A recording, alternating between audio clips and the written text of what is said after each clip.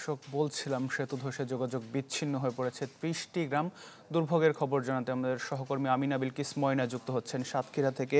ময়না, এখন বিকল্প কিভাবে এই গ্রামবাসীরা যাতায়াত করছেন সেটি জানাবেন এবং স্থানীয় প্রশাসনের পক্ষ থেকে কোনো পদক্ষেপ নেওয়া হয়েছে কিনা।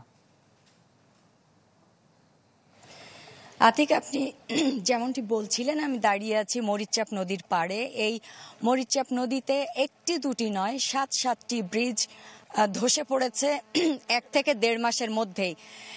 এই ব্রিজগুলো ভেঙে যাওয়ার ফলে এই অঞ্চলের মানুষ এবং এই অঞ্চলের মানুষের সাথে শ্যামনগর, দেবহাটা এবং কালীগঞ্জের মানুষের যোগাযোগ একেবারে বন্ধ হয়ে গিয়েছে।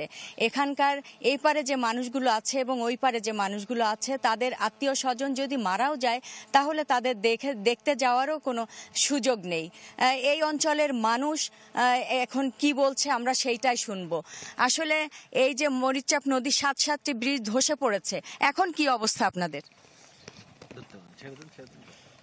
এই আশাশুনি সাতক্ষীরা সদর উপজেলার এই মরিচচাপ নদীর যে ১ থেকে ১.৫ মাসের মধ্যে সাতটা ব্রিজ এমনি ভেঙে গেছে। ভেঙে যাওয়াতে এই এলাকার বিশেষ করে এই সাতক্ষীরা সদর উপজেলা, দেবহাটা উপজেলা, শ্যামনগর, আশাশুনি, কালীগঞ্জ উপজেলার যেসব জনগণ এই পথ দিয়ে যাতায়াত করত, তাদের চরম দুর্ভোগের শিকার হয়েছে চলার জন্য।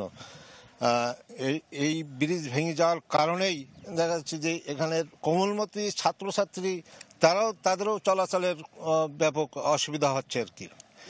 এখানে কলেজ আছে, স্কুল আছে, মাদ্রাসা আছে, সেখানেও তারা যাতায়াতের খুবই ধন্যবাদ। আসলে এই যে ব্রিজগুলো ধসে পড়েছে, এই ধসে পড়ার কারণে এখানকার যে মানুষগুলো এপার থেকে ওপারে যাবে, ওপার থেকে এপারে আসবে, তারা কিন্তু বিকল্প তাদের যাওয়ার কোনো ব্যবস্থা নেই। তারা এই চিকন বাঁশের উপর দিয়ে যাওয়া আসা করছে, যেটা আসলে খুবই ঝুঁকিপূর্ণ এবং যখন জোয়ার আসে তখন খরস্রোতা এই নদীতে যদি কেউ পড়ে যায় তাহলে তার আর ওঠার কোনো ব্যবস্থা নেই।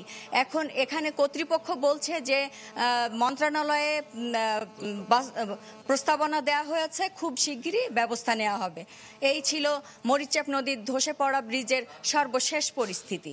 জি, অনেক ধন্যবাদ যুক্ত হবার জন্য। আমাদের সহকর্মী আমিনা বিলকিস ময়না আমাদের সাথে যুক্ত হয়েছিলেন সাতক্ষীরা থেকে।